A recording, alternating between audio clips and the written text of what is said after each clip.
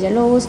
Él es especialista en salud pública, es decano de la Universidad de Costa Rica, y él nos va a ampliar un poco este tema que ya veíamos en la información anterior, y es que, bueno, justamente con la salud, podríamos decir así, don Luis Bernardo, muy buenos días, se ha hecho incluso un negocio desde los años de los 90, promoviendo diferentes medicamentos para que la gente consuma en lugar de promover la salud y fomentar hábitos saludables para evitar enfermedades.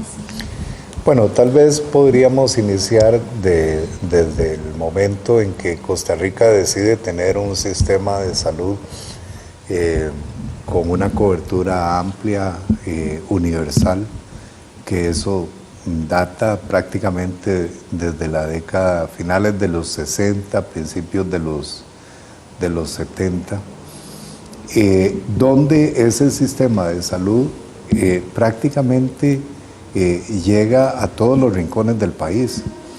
Y había una regulación del precio de los medicamentos, se hacía más control, por ejemplo, de las importaciones.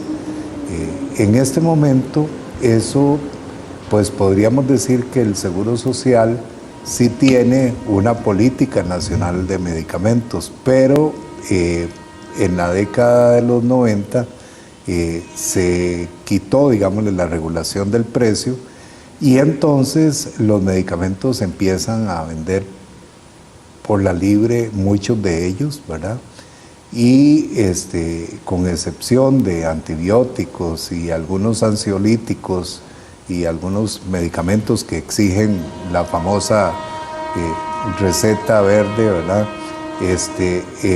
El resto de los medicamentos usted los puede adquirir, y de hecho en muchas farmacias usted llega y hay hasta promoción de medicamentos antihipertensivos, o medicamentos para el asma, etc. Entonces, uno desde la perspectiva de salud pública dice, bueno, sí, efectivamente la Caja como proveedor público tiene una regulación interna y tiene una política que, si mal no recuerdo, ya tiene más de 30 años, que es la política de su lista oficial de medicamentos, pero el resto del país no tiene ese tipo de controles. Entonces, ¿qué es lo que está pasando? Los medicamentos se anuncian como una mercancía en la televisión, ¿verdad? Muchos de ellos que no son medicamentos en sí, ¿verdad? O sea, no son sustancias que tengan una demostrada eficacia, sin embargo se venden para efectos curativos de las espinillas, de las varices en las piernas, de la circulación, etc.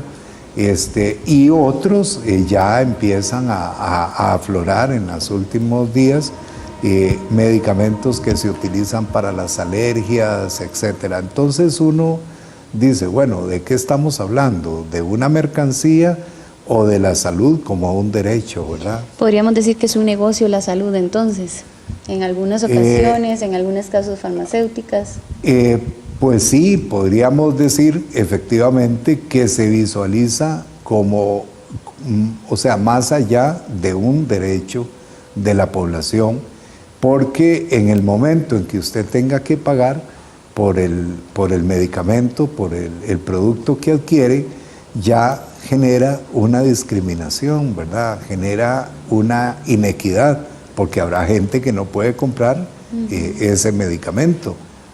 Habrán otros que sí los pueden comprar. Entonces, esto, digámosle, son, como decíamos en el reportaje inicial, enfoques totalmente diferentes de lo que es la salud, ¿verdad? Por un lado, yo puedo promover la salud mediante estilos de vida saludables, dietas, consumo de alimentos que mejoren mi estado nutricional, ejercicio, ejercicio de la espiritualidad, por ejemplo, teniendo viviendas saludables, bien ventiladas, bien iluminadas, teniendo actividades, por ejemplo, de siembra de alimentos en el patio de mi casa, donde yo pueda consumir algunos productos de calidad, teniendo controles en la Feria del Agricultor sobre los alimentos que uno compra, ¿verdad? Que no tengan, o sea, que no hayan sido expuestos a mucho plaguicida, etcétera. Pero ese enfoque contrasta con un enfoque donde yo nada más adquiero un producto para atender ya una enfermedad declarada, ¿verdad? Entonces son como dos cosas diferentes. Uno está basado en la enfermedad, o sea, el medicamento se usa para la enfermedad y digámosle, yo puedo promover la salud no solamente utilizando estilos de vida saludables, sino teniendo también municipalidades responsables, por ejemplo, gobiernos responsables, que permitan ofrecerme condiciones a mí y a mi familia y a la comunidad para que yo me sienta seguro, tenga sistemas diferentes con los cuales pueda convivir y pueda consumir responsablemente y no utilizando patrones desbocados de consumo que muchas veces hacen que yo coma, por ejemplo, comida que no es sana, ¿verdad? Sino comida que está llena de grasas saturadas, que está con exceso de carbohidratos, exceso de azúcar, etcétera, ¿verdad? Entonces, ahí hay como una diferencia crucial entre lo que es la salud, la promoción de la salud y la atención de la enfermedad. Ahora, pongámoslo como en dos aceras, ¿verdad? En el centro de la carretera va la población. ¿Cuál de estas dos está teniendo mayor fuerza en Costa Rica? Con tanta publicidad, ¿considera usted que los sistemas de salud nacionales están haciendo los esfuerzos que se requieren realmente para promover la salud? ¿La población está acatando o se están inclinando más bien en comprar pastillas para enfermedades crónicas, que es lo que desata en la mayoría de casos este tipo de sistemas de salud, ¿verdad? De Sí. inactividad física y demás, hipertensión, diabetes? Sí, bueno, vamos a ver. Yo creo que sin duda cuando hay algo que genera un negocio y que se convierte en una mercancía, uno hace lo posible por vender esa mercancía y por sostener el negocio, ¿verdad? Entonces ahí hay ya una fuerza muy importante que está incidiendo sobre la población. Pero por otro lado, dichosamente, diría yo, nuestro sistema de salud, nuestro sistema público de salud y sobre todo la seguridad social, y específicamente la Caja Costarricense de Seguro Social, el Instituto Nacional de Seguros, el Instituto Costarricense de Acueductos y Alcantarillados, han hecho alianzas en conjunto con el Ministerio de Salud como ente rector para propiciar estilos de vida más saludables en la población. No en vano, por ejemplo, los televidentes habrán visto que en los últimos días la Caja Costarricense de Seguro Social está promoviendo una serie de anuncios que estimulan a que la gente pueda hacer más ejercicio físico, no fume, tenga ingesta exactamente de alimentos sanos, tome más agua, etcétera. Entonces o por ejemplo, Acueductos y Alcantarillados habla de que el agua es vida, que cuidemos el agua, que tengamos mejores prácticas. Sin embargo, también hay otras acciones que todavía uno esperaría. Por ejemplo, yo esperaría que la municipalidad donde yo vivo, bueno, de hecho lo hace, por lo menos la nuestra, ¿no?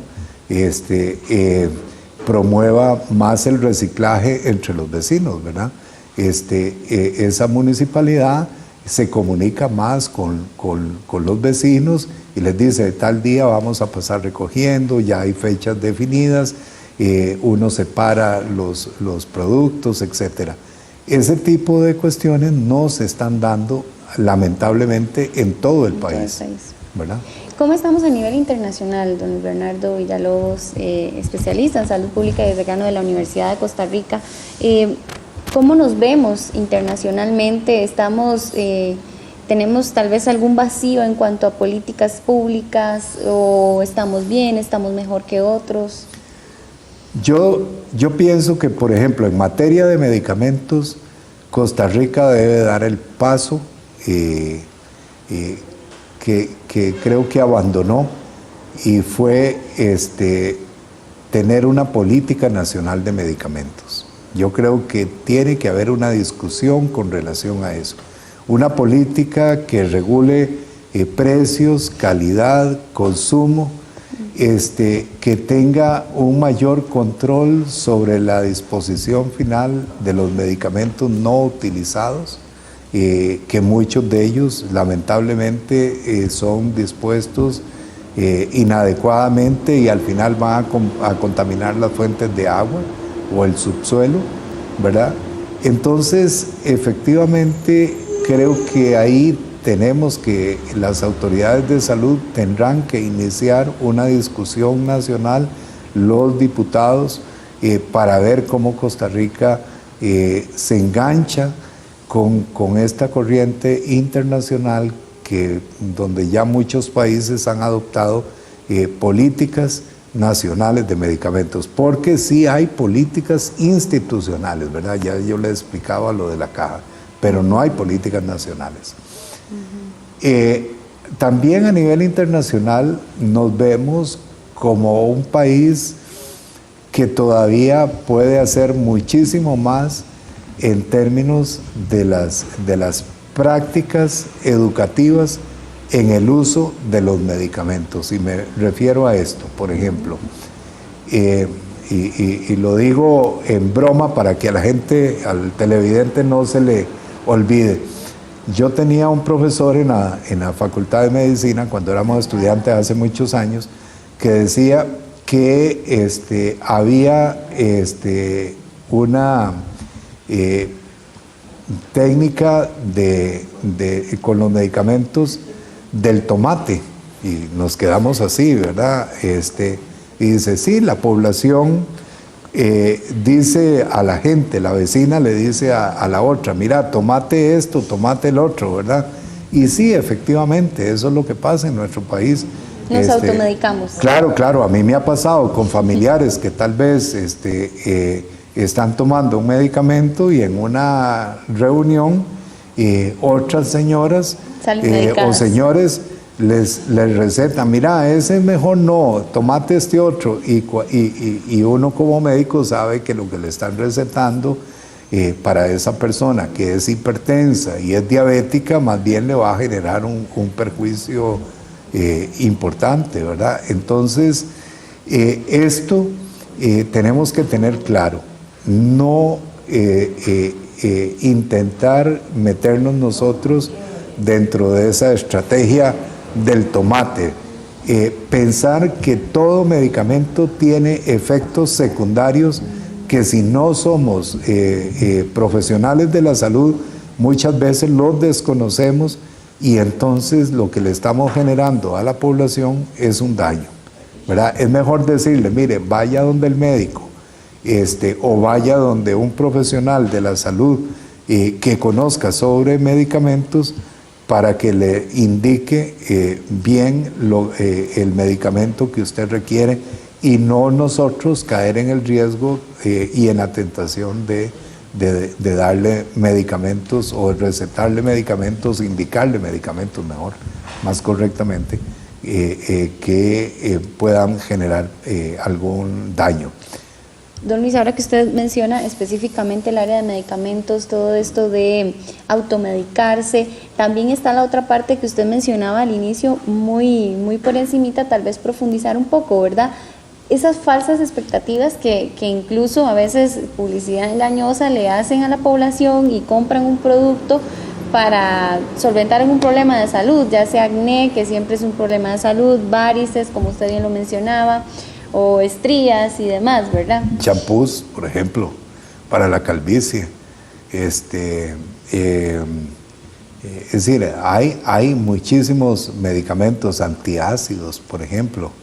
Entonces, hay anuncios que hablan de que no importa, que usted puede comer todo lo que quiera, siempre y cuando tenga a mano una pastillita ahí que le va a ayudar. Eso no es correcto.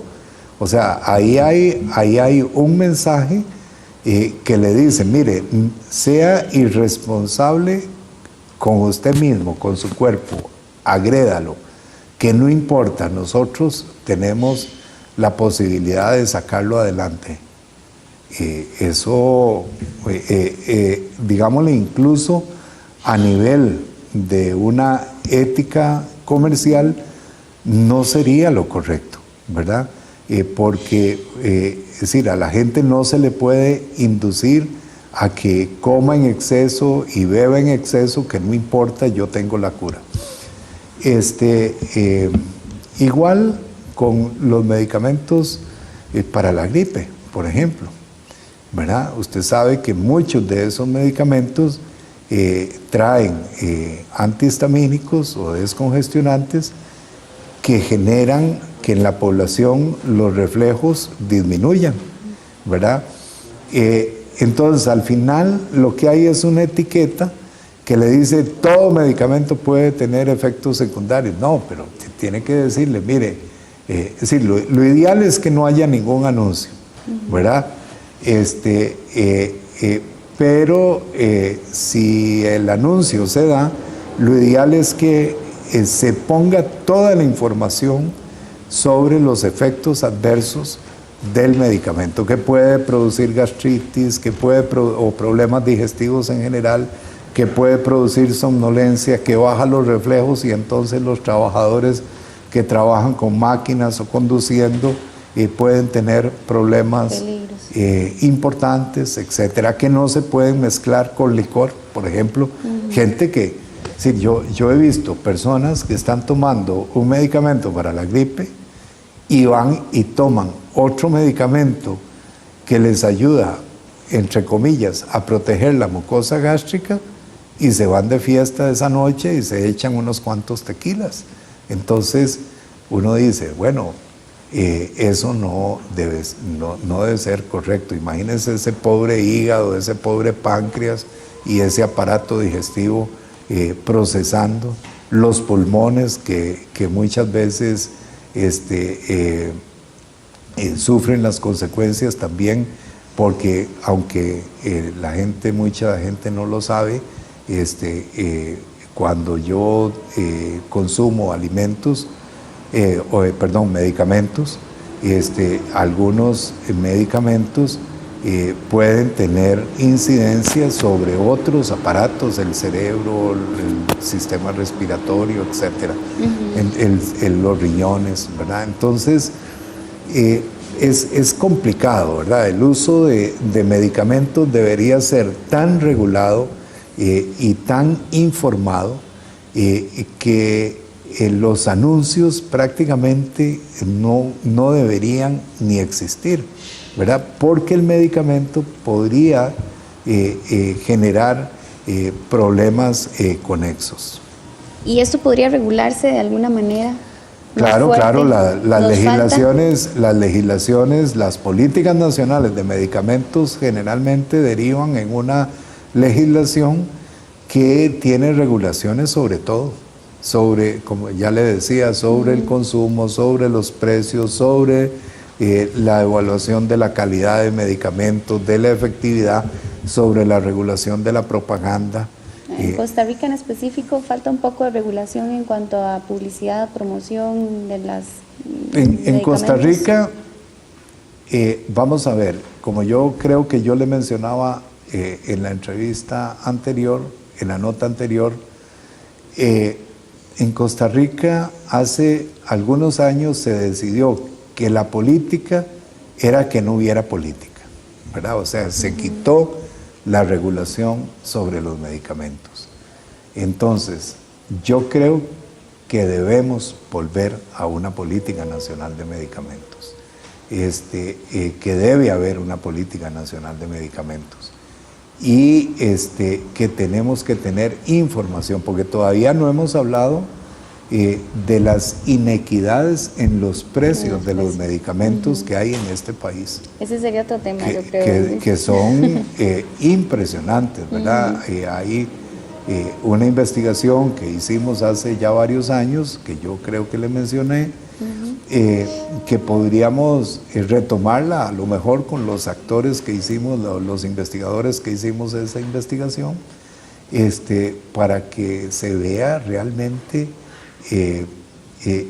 las inequidades sociales y a nivel territoriales que hay en el precio de los medicamentos todavía en nuestro país. Bien, muchísimas gracias a don Luis Bernardo Villalobos. Él es especialista en salud pública, exdecano de la Universidad de Costa Rica, y con las palabras finales de este especialista cierro yo también la entrevista.